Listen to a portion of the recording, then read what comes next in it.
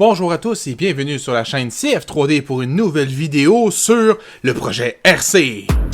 Et cette fois-ci, ni plus ni moins que redimensionner les pièces parce que comme vous pouvez le voir, ça ne correspond pas tant à tout aux besoins de la voiture.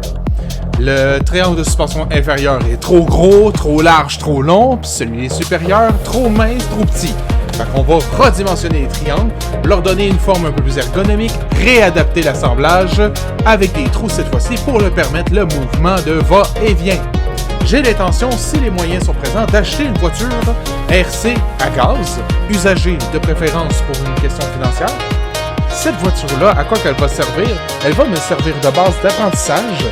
De préférence, j'espérais que celle-ci soit en piteux état, voire même non fonctionnelle, pour que justement je puisse apprendre à faire de la petite mécanique sur un véhicule de base. J'ai déjà trouvé un véhicule d'une valeur de 200$ qui serait à 1h30 de chez moi.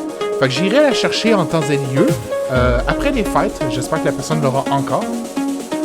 L'idée, ça va être d'acheter ce véhicule, apprendre, m'inspirer des pièces existantes pour dimensionner une suspension, un différentiel, ainsi que la position des batteries, récupérer la puce de télécommande, ce qui me permettra de la modéliser pour l'ajouter sur le modèle 3D et ainsi continuer le projet parce qu'en ce moment, je sèche un peu car, comme vous pouvez le voir, je suis dans la limite de mes connaissances de ce que je suis capable de faire, donc il va falloir aller chercher des pièces déjà existantes, voire même les remodéliser pour les adapter au projet que je suis en train de travailler.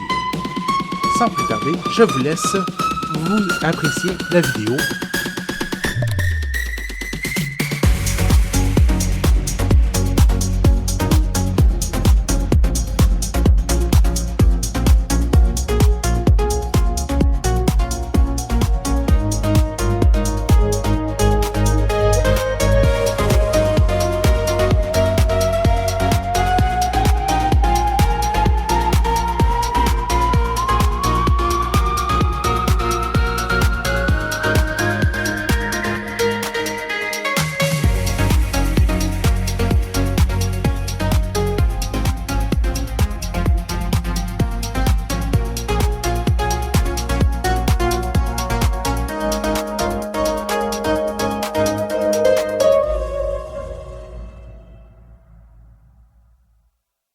Bon, comme vous pouvez voir, je suis en train d'ajouter un trou de perçage d'axe en axe.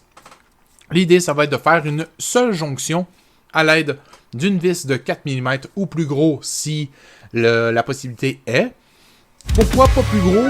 Eh bien, parce que si le trou de vis est trop gros, il n'y aura plus assez de matière pour retenir l'arbre en question.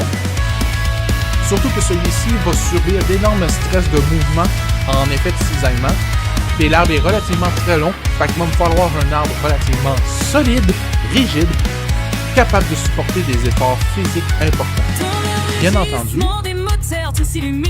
ça sera pareil pour l'axe du haut, qui sera peut-être plus petite, mais elle subira autant d'efforts, parce que les deux travailleront en tandem ensemble. Et comme vous pouvez le voir,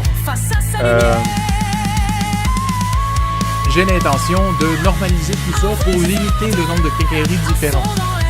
Bon, je dis ça maintenant. Est-ce que ça va être possible? Je me le souhaite que oui. Mais j'espère qu'au moins vous apprécierez la vidéo. Si vous avez des idées sur comment modéliser ça, si vous avez d'autres projets, d'autres idées, tu sais, des idées vraiment, juste des propositions, je suis ouvert à toute idée. Pour l'instant, j'essaie de créer quelque chose d'homogène et de fonctionnel. Je crois que je me dirige dans la bonne direction. Sinon, ça va recommencer à mettre. Comme je vous ai déjà expliqué, j'ai pas encore complété tous les calculs en ce qui concerne la transmission, les vitesses et le différentiel.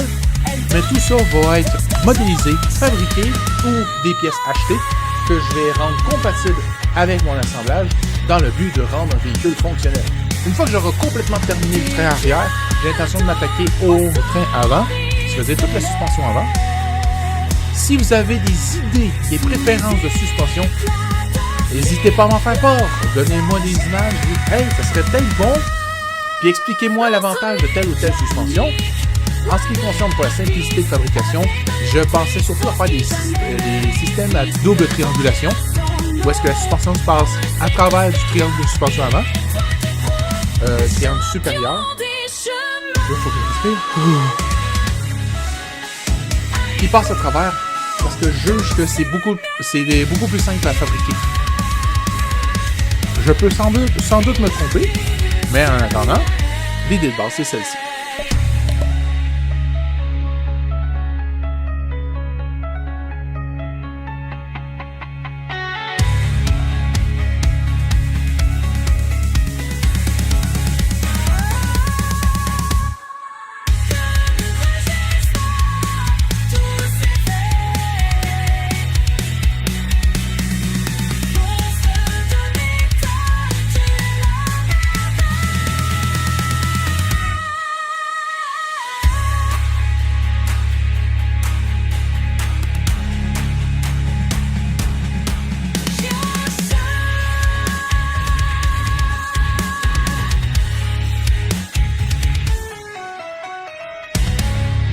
J'espère que cette vidéo vous a plu. N'hésitez pas à laisser des commentaires, pouces bleus, liker, commenter, partager, montrer à vos amis.